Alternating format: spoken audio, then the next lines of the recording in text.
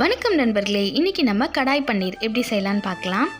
பன்னீரில் 1 ஸ்பூன் சிகப்பு மிளகாய்த்தூள், 1 ஸ்பூன் தனியாத்தூள், 1 ஸ்பூன் கரம் மசாலா சேர்த்துக்கலாம்.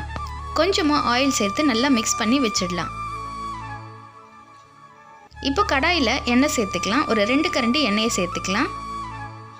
வெங்காயம், கருவேப்பிலை, முந்திரி பருப்பு இது எல்லாத்தையும் சேர்த்து நல்லா பொன்னிறமாக வறுத்துடலாம். இந்த மாதிரி வறுத்த பிறகு நம்ம மேரினேட் பண்ணி வச்ச பன்னீரை அதில் சேர்த்துக்கலாம். அதையும் சேர்த்து லைட்டாக வறுத்துடலாம். வறுத்துட்டு வேறு ஒரு பாத்திரத்தில் எடுத்து வச்சிடலாம். இப்போ அதே கடாயில் கொஞ்சமாக எண்ணெய் சேர்த்துட்டு 1 ஸ்பூன் சோம்பு சேர்த்துக்கலாம்.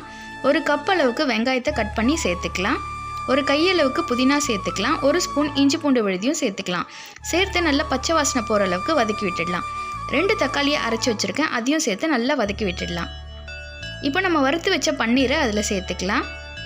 தேவையான அளவு தண்ணி சேர்த்துக்கலாம். 1 ஸ்பூன் மஞ்சள் தூள், 1 ஸ்பூன் சிகப்பு மிளகாய் தூள், 1 ஸ்பூன் தனியாத்தூள் சேர்த்துக்கலாம்.